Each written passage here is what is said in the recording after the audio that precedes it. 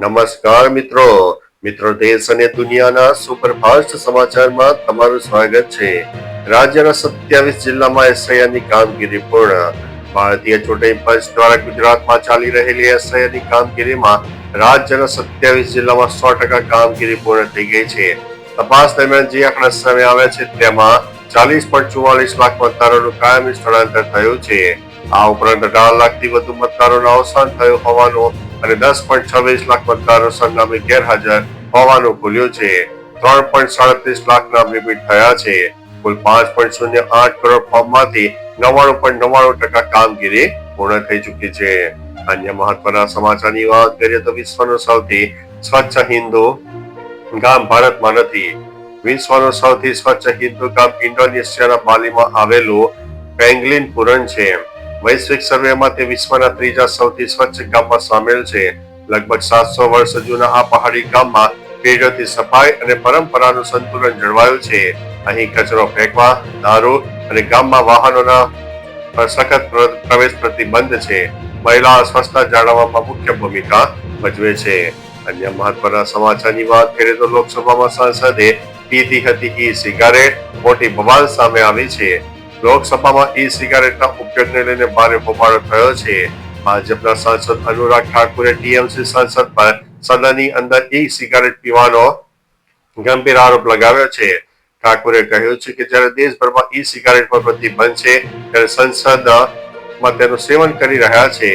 આના પર લોકસભા સ્પીકર ઓમ બિરલાએ નારાજગી વ્યક્ત કરીને કહ્યું કે આ મામલો ધ્યાનમાં લેવામાં આવ્યો છે અને કાર્યવાહી કરવામાં આવશે।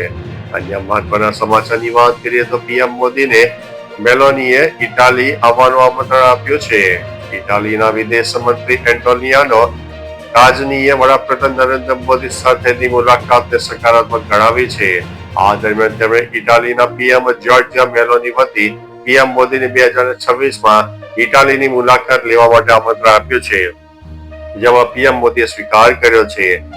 તાજાનીએ જણાવ્યું છે કે ભારત ઇટાલી સંબંધો નવા તબક્કામાં પ્રવેશી રહ્યા છે અને આગામી વર્ષોમાં સહયોગ વધુ વેગ પકડશે। અન્ય મહત્વના સમાચારની વાત કરીએ તો 15,762 શિક્ષકોની જગ્યા માટે ભરતી। કેન્દ્રીય વિદ્યાલય અને નવોદય વિદ્યાલય માટે ચાલી રહેલી ભરતી પ્રક્રિયા હેઠળ પદોની સંખ્યામાં વધારો કરાયો છે। ભરતી પ્રક્રિયામાં 14,967 ને બદલે 15,762 પદો ભરવામાં આવશે। કેન્દ્રીય વિદ્યાલયમાં શરૂઆતમાં 9,126 પદો ભરવાના હતા, જે વધારીને 9,921 કરાયા છે। નવોદય વિદ્યાલયમાં શિક્ષણ અને બિન શિક્ષણ પદો ભરવામાં આવશે। અરજી કરવાની છેલ્લી તારીખ ગઈકાલે હતી। વધુ વિગતો માટે સત્તાવાર સૂચના ધ્યાનમાં લેવી। અન્ય મહત્વના સમાચારની વાત કરીએ તો 15 મિનિટની ફ્લાઇટ ડિલેની પણ થશે તપાસ। ડીજીસીએ વિમાનમાં ટેકનિકલ ખામીઓની દેખરેખ માટેના નિયમોમાં ફેરફાર કર્યો છે। હવેથી કોઈ પણ ફ્લાઇટમાં ટેકનિકલ કારણોસર 15 મિનિટ કે તેથી વધુ વિલંબ થશે તો તે ફરજિયાત તપાસ થશે। એરલાઇન્સે વિલંબનું કારણ, નિવારણ અને પુનરાવર્તન ન થાય તે માટેના ઉપાયો જણાવવા પડશે। કોઈ પણ મેજર ડિફેક્ટની જાણ તુરંત ફોન પર કરવાની રહેશે। 3 વખત ડિફેક્ટનું પુનરાવર્તન થવા પર વિશેષ તપાસ હાથ ધરાશે। અન્ય મહત્વના સમાચારની વાત કરીએ તો પાકિસ્તાનમાં ક્રૂરતાની હદ પાર। પાકિસ્તાનમાં આર્મી ચીફ આસિમ મુનીની ક્રૂરતાનો નવો કિસ્સો સામે આવ્યો છે।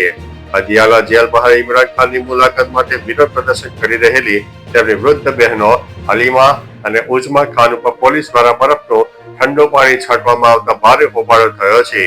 પીટીઆઈએ આ કૃત્યને અમાનવીય ગણાવ્યું છે અને આર્મી ચીફ ઉપર માનસિક ત્રાસ આપવાનો આરોપ લગાવ્યો છે। અન્ય મહત્વના સમાચારની વાત કરીએ તો જ્ઞાનીબેન ઠાકોરને ભુવાની ખુલ્લી ચેલેન્જ। સાંસદ જ્ઞાનીબેન ઠાકોરના ભુવાઓ પ્રત્યેના નિવેદન બાદ થરાદના એક ભુવાએ વિડીયો દ્વારા જ્ઞાનીબેનને ખુલ્લો પડકાર ફેંકતા કહ્યું છે કે બધા ભુવા ખોટા હોતા નથી। હું કાળુ હીરાની 32ની મેલડી ધૂણું છું। ભુવાએ દાવો કર્યો છે કે રાધનપુર, બાબર, દિયોદર અને સુઈગામ વિસ્તારમાં તેની 5,000 બાધા ચાલે છે। તેણે જ્ઞાનીબેનને ચેતવણી આપતા કહ્યું છે કે હવે પછી બોલો તો વિચારીને બોલજો, નહીંતર હું નામ લઈને બોલીશ। અન્ય મહત્વના સમાચારની વાત કરીએ તો બોલિવૂડમાં મારી તકો છીનવાઈ ગઈ હતી। અબુધાબીમાં આયોજિત બ્રિજ સમિટમાં અભિનેત્રી પ્રિયંકા ચોપડાએ ભારતના પોતાના કરિયરની શરૂઆતની વાત કરી। તેમણે જણાવ્યું છે કે શરૂઆતમાં તેમની પાસે ના કહેવાનો કોઈ વિશેષ અધિકાર નહોતો અને તેમની પાસેથી તકો છીનવી લેવામાં આવી હતી. પ્રિયંકાએ કહ્યું છે કે એક વર્ષમાં તેમની 6 ફિલ્મો સતત ફ્લોપ થઈ, જેના કારણે લોકો તેમને કાસ્ટ કરતા ડરતા હતા. તેથી ટકી રહેવા માટે તેમણે ખુદ માટે નવી તકો ઊભી કરવી પડી. અન્ય મહત્વના સમાચારની વાત કરીએ તો જ્ઞાનીબેનને લીધા હતા બુવાજીના આશીર્વાદ. ઠાકોર સમાજને બુવાથી દૂર રહેવાને બહેનોને દશામાના વ્રત ન કરવા જેવી અનેક સલાહ આપનાર સાંસદ જ્ઞાનીબેન ઠાકોરે એક બુવાજીએ ચેલેન્જ આપી છે. તેમણે કહ્યું છે કે ડોક્ટર ન કરી શકે તે હું 5 મિનિટમાં કરી દેખાડું. જ્ઞાનીબેનના બુવા અંગેના નિવેદનને લઈને રાજકારણ ગરમાયું છે. હવે સાંસદ બનતા પહેલા જ્ઞાનીબેનને રઘુનાથપુરી આશ્રમ કુળજી બુવાજીના આશીર્વાદ લીધા અને તેમની તસવીરો વાયરલ થઈ છે. તો ચાલો મિત્રો, ફરીથી દેશ અને દુનિયાના સુપરફાસ્ટ સમાચાર લઈને મળતા રહીશું. ત્યાં સુધી અમને રજા આપશો. નમસ્તે.